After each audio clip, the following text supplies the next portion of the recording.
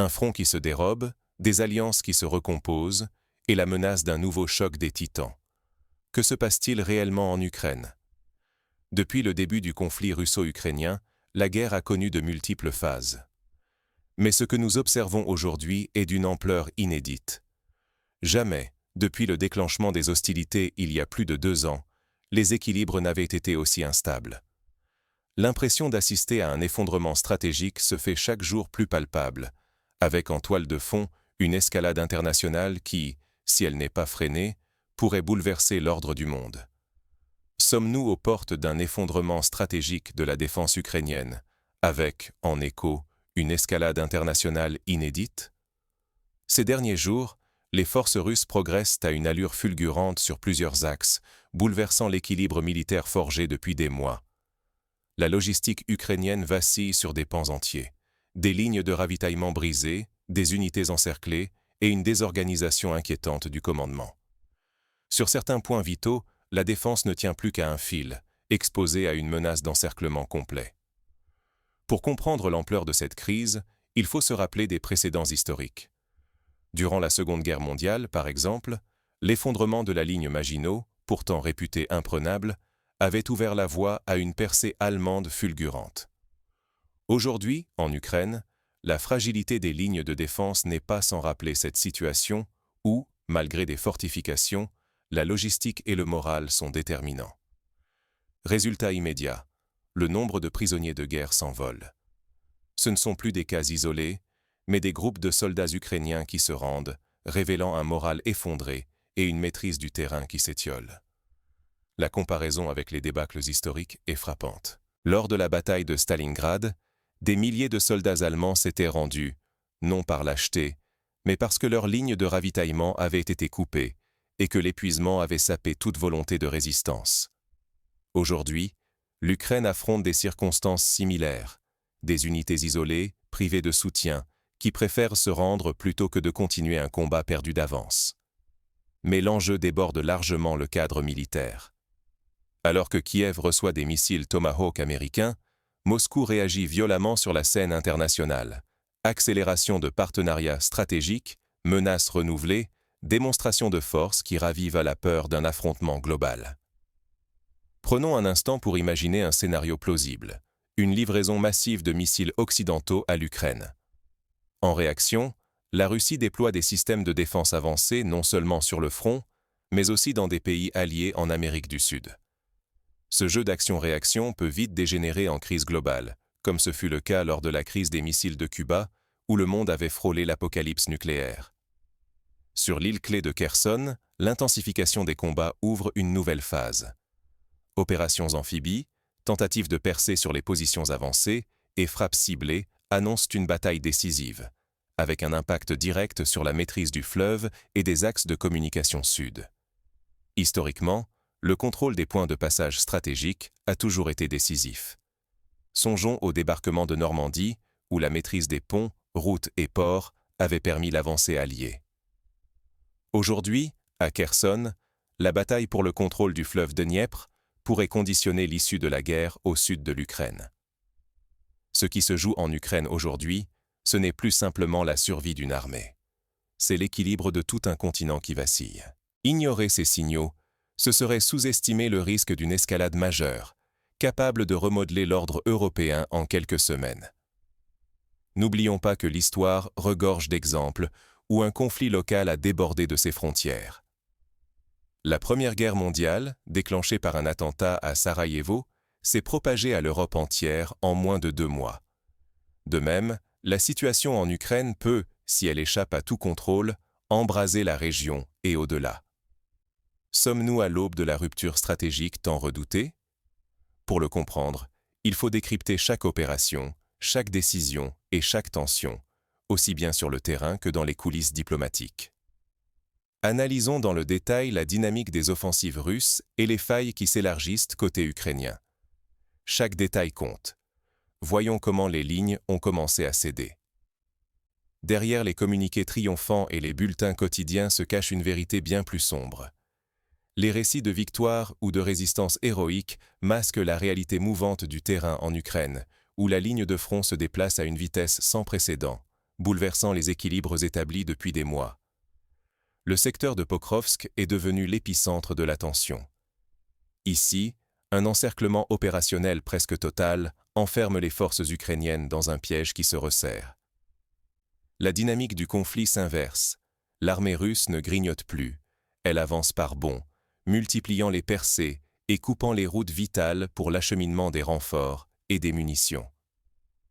Imaginons l'état d'esprit d'un soldat ukrainien dans ce contexte. Privé de ravitaillement, sans certitude de recevoir du soutien, il voit ses camarades tomber ou se rendre. Il se souvient peut-être du siège de Leningrad, où la population et les soldats avaient tenu des mois dans la faim et la peur. Mais ici, l'isolement logistique est total, et l'ennemi contrôle les voies de retraite. Cette stratégie, menée simultanément sur plusieurs axes, épuise les défenses ukrainiennes. À Kherson, Kupiansk, Krasnoarmeïsk et Ougledar, les assauts russes se succèdent sans répit. Les lignes de défense craquent, les unités reculent ou sont isolées. La cohésion globale menace de s'effondrer. Un phénomène inquiétant se développe. De plus en plus de groupes entiers se rendent.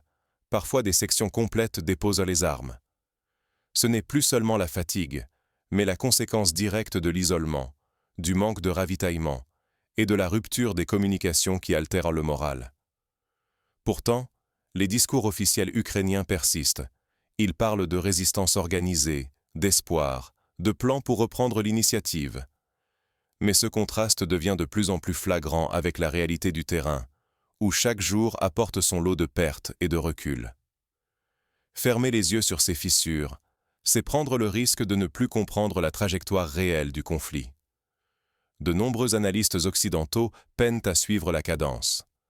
Coincés entre récits optimistes et accès limité à l'information, ils peinent à mesurer l'ampleur du basculement en cours. L'écart entre la communication officielle et les faits grandit, rendant toute lecture stratégique hasardeuse. Dans ce contexte, la lucidité s'impose plus que jamais. Il ne suffit plus d'écouter les déclarations, il faut décoder les dynamiques profondes. Car ce qui se joue aujourd'hui en Ukraine dépasse le simple affrontement local. C'est la stabilité de l'Europe tout entière, et peut-être l'équilibre mondial, qui vacille sous nos yeux. Mais au-delà du champ de bataille, la crise prend une dimension internationale. L'escalade géopolitique alimente de nouveaux risques, jetant une ombre sur l'avenir du continent. Prenons l'exemple des sanctions économiques imposées à la Russie. Si, à court terme, elles ont affaibli certains secteurs de l'économie russe, elles ont aussi poussé Moscou à renforcer ses liens avec d'autres puissances, comme la Chine ou l'Inde.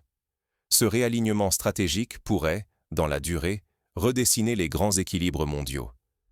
Et si la menace la plus corrosive n'était pas l'attaque frontale, mais l'usure imperceptible, secteur après secteur, du système adverse?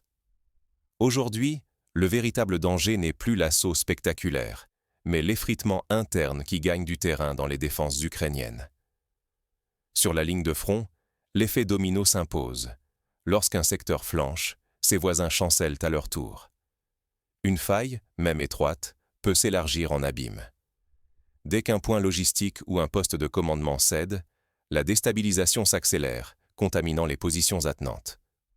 La tactique russe ne vise pas forcément la percée fulgurante. Elle s'appuie sur la stratégie des petites coupures, progression méthodique, infiltration, perturbation des arrières. Les frappes ciblées pleuvent sur les entrepôts, les centres de commandement, les routes d'approvisionnement. Graduellement, les encerclements se dessinent, isolant des unités ukrainiennes privées de tout soutien. Ce type de guerre d'attrition n'est pas nouveau. Durant la Première Guerre mondiale, la bataille de Verdun a illustré la capacité d'une armée à user l'adversaire, jour après jour, jusqu'à obtenir la reddition ou l'effondrement. Aujourd'hui, la Russie applique une logique similaire. Épuiser l'Ukraine, rendre chaque position intenable, jusqu'à provoquer la rupture. La situation des soldats sur le terrain devient critique pour Kyiv. L'épuisement s'installe. Les relèves sont de plus en plus rares. Les bataillons restent en ligne sans répit. Les blessés ne peuvent souvent pas être exfiltrés à temps. Les stocks fondent. Chaque obus compte. Chaque drone perdu est irremplaçable. Face à cette situation, certains experts militaires suggèrent des solutions d'urgence, comme la rotation accélérée des troupes, l'amélioration des lignes de communication souterraines ou la constitution de réserves mobiles capables de colmater les brèches. Mais la réalité est que la logistique ukrainienne, épuisée par des mois de conflit, peine à suivre. À mesure que la pression s'intensifie, les signes de découragement se multiplient. Les redditions collectives deviennent plus fréquentes. Des groupes isolés, coupés des arrières, préfèrent se rendre plutôt que mourir pour un combat perdu d'avance. Cela révèle une crise profonde du commandement et une perte de cohésion interne. L'arsenal russe évolue aussi. L'usage massif de drones d'attaque et d'armes de précision devient déterminant. Ces systèmes neutralisent rapidement les bastions, les dépôts de carburant, les points névralgiques. Même sans assaut massif, la défense s'effondre, pilonnée par ces frappes chirurgicales. À titre d'exemple, lors de la guerre du Haut-Karabagh en 2020, l'utilisation de drones par l'Azerbaïdjan avait permis de neutraliser rapidement les positions arméniennes, précipitant leur déroute. Aujourd'hui, la Russie applique ces leçons à grande échelle. Laisser ce processus se poursuivre, c'est accepter le risque d'une rupture stratégique majeure. L'effondrement d'un secteur clé pourrait entraîner la chute de régions entières, voire la débâcle totale de la défense ukrainienne.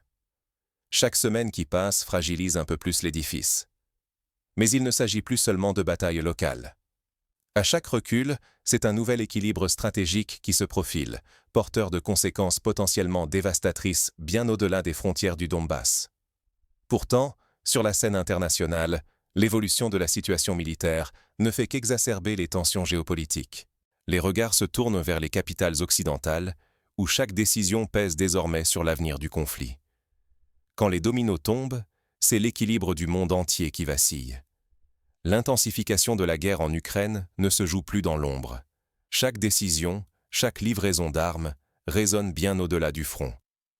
L'annonce d'une possible livraison de missiles Tomahawk américains fait monter la tension d'un cran. Ces engins de croisière à longue portée pourraient bouleverser les rapports de force, mais surtout, enclencher des réactions en chaîne aussi imprévisibles que dangereuses. Moscou ne se contente plus de protester. Le Kremlin accélère son rapprochement militaire avec le Venezuela, activant une alliance restée longtemps discrète, mais qui s'avère désormais un levier stratégique aux portes des États-Unis. Certains analystes évoquent déjà une crise des missiles, version 21e siècle, plus complexe encore que celle de Cuba il y a plus de 60 ans. Pour mieux comprendre la portée de cette comparaison, rappelons que lors de la crise des missiles de Cuba, en 1962, le déploiement de missiles soviétiques à Cuba avait mené le monde au bord de la guerre nucléaire.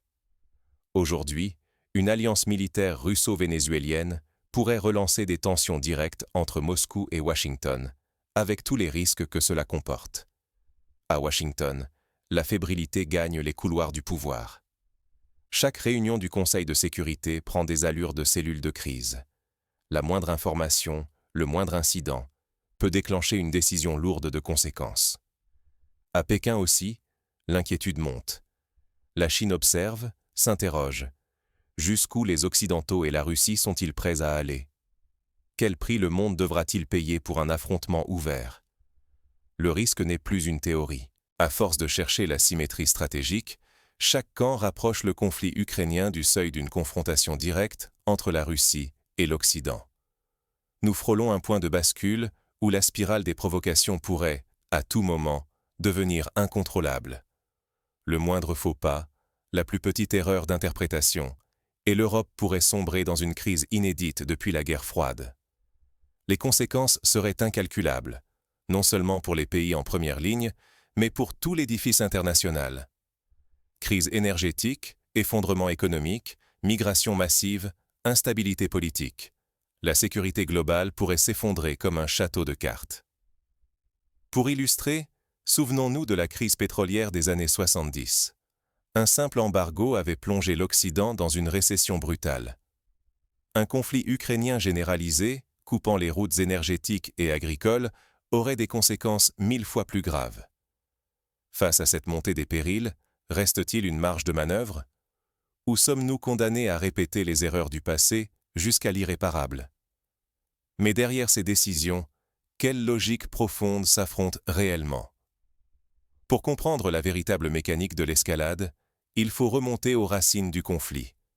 Dans la tourmente actuelle, Qui parviendra à déceler les signes avant-coureurs et anticiper la prochaine onde de choc? Les certitudes d'hier vacillent. S'en remettre aux analyses occidentales ou aux déclarations officielles ne suffit plus. Trop d'experts se sont heurtés à la dureté du réel, pris au piège d'une vision brouillée par la guerre de l'information et les prismes idéologiques. Saisir la dynamique d'un conflit moderne impose d'assumer l'incertitude et d'embrasser la complexité. Il faut croiser les témoignages, traquer les signaux faibles et accepter que les vérités du jour sont souvent démenties le lendemain. À chaque avancée ou repli, des équilibres invisibles se redessinent, parfois loin des regards. La guerre en Ukraine l'illustre à la perfection. La Russie avance selon une stratégie bien plus large que la simple confrontation militaire. Elle mêle pression tactique, diplomatie de la symétrie des menaces et action hybride pour sonder les limites occidentales. Une livraison d'armes, une alliance surprise, et soudain, c'est l'équilibre mondial qui chancelle. Dans cette partie d'échecs à grande échelle, chaque mouvement provoque des ondes de choc planétaires. Dans un tel contexte, le risque est grand de confondre saturation d'informations et accès à la vérité. Se reposer sur les versions officielles, c'est s'exposer à la désinformation, à la manipulation des perceptions et à une perte d'emprise sur notre propre sécurité. L'histoire récente est sans appel. Être mal informé, c'est subir les choix dictés ailleurs, voire voir son avenir compromis. Face à l'escalade stratégique, il devient vital d'identifier les ruptures naissantes, de décoder les contradictions et de réaliser que les tournants décisifs ne surviennent pas toujours là où les projecteurs sont braqués. Le véritable défi? Adapter nos outils d'analyse, remettre en cause nos réflexes et rester attentif à l'irruption du conflit hors des cadres attendus. Sur le champ militaire, bien sûr, mais aussi dans les sphères politiques, économiques et informationnelles. Pour dépasser la confusion, il existe des méthodes éprouvées. Premièrement, multiplier les sources d'informations, y compris celles issues d'observateurs indépendants sur le terrain. Deuxièmement, croiser les interprétations, en confrontant les versions officielles avec les analyses de think tanks, les témoignages locaux et les rapports d'ONG. Troisièmement, ne pas négliger l'histoire. De nombreux conflits récents, du conflit syrien à la guerre en Géorgie, ont vu leur dynamique bouleversée par des événements inattendus. Comprendre ces précédents, c'est mieux anticiper les ruptures possibles en Ukraine. Mais alors, comment ne pas perdre pied face à cette complexité grandissante? Quelle boussole adopter pour discerner l'essentiel dans le brouillard de la guerre? Une piste consiste à suivre de près les indicateurs de rupture. Mouvement massif de population, rupture logistique, changement soudain dans la communication officielle ou multiplication d'alliances inattendues. Ces signaux faibles annoncent souvent des basculements majeurs. Ce qui se joue aujourd'hui en Ukraine va bien au-delà des affrontements visibles. Resterez-vous simple spectateur, ou choisirez-vous d'aiguiser votre regard sur les coulisses d'une crise mondiale qui façonne déjà le futur? Derrière la violence des combats, une nouvelle ère géopolitique se dessine. L'avancée soigneusement orchestrée des forces russes, désormais simultanée sur plusieurs fronts, ne se limite pas à une victoire militaire. Elle dévoile un déséquilibre stratégique inédit où chaque déplacement de troupes, chaque cargaison d'armes, chaque tractation diplomatique devient un maillon d'une chaîne de conséquences planétaires. Le sort de l'Ukraine ne suffit plus à résumer l'enjeu. C'est l'architecture même de la sécurité européenne, et par extension l'équilibre fragile de la paix mondiale, qui vacille. La Russie, en tissant de nouvelles alliances, élargit le cercle des tensions. Les Occidentaux, de leur côté, multiplient les ripostes, qu'il s'agisse de soutien militaire, de sanctions économiques ou de guerre informationnelle. Chaque décision prise à Moscou, Kiev, Washington ou Bruxelles alourdit la balance du destin continental. Un danger insidieux se profile, celui de voir l'escalade devenir la nouvelle normalité, un bruit de fond que l'on s'habitue à ignorer. Pourtant, l'effondrement d'un camp, qu'il soit militaire, politique ou économique, emporterait des vagues de répercussions bien au-delà des frontières. L'Europe avance sur une ligne de crête, où la moindre défaillance pourrait embraser ce qui, hier encore, semblait impensable depuis la fin de la guerre froide. Pour chacun d'entre nous, ce n'est plus le temps de la passivité. Comprendre, c'est déjouer les lectures superficielles, refuser les évidences trompeuses. Laisser filer l'information cruciale, c'est remettre à d'autres le pouvoir d'écrire l'histoire et renoncer à sa propre capacité d'agir, même par la lucidité. À l'heure où la confusion sert trop souvent d'alibi à l'inaction, il devient vital de rester vigilant, d'analyser, de questionner. Résister à l'aveuglement, c'est déjà choisir de ne pas être simple témoin lorsque l'ordre du monde se redéfinit. La guerre en Ukraine ne connaît aucun répit. Chaque jour ajoute une pièce nouvelle à ce puzzle géopolitique. La prochaine étape pourrait s'avérer décisive pour l'équilibre mondial. Il est plus crucial que jamais de garder un œil lucide et de ne pas détourner le regard. Pour aller plus loin, il est possible d'agir à son échelle. Rester informé, soutenir des ONG humanitaires, participer à des débats publics ou relayer des analyses sérieuses sont autant de moyens, modestes mais nécessaires, de ne pas subir l'histoire, mais d'y prendre part. Car au final, la question n'est plus seulement de savoir qui gagnera la prochaine bataille. La véritable inconnue est: quelle forme prendra le monde d'après? Resterons-nous spectateurs d'un bouleversement mondial ou deviendrons-nous les acteurs lucides d'un avenir à réinventer?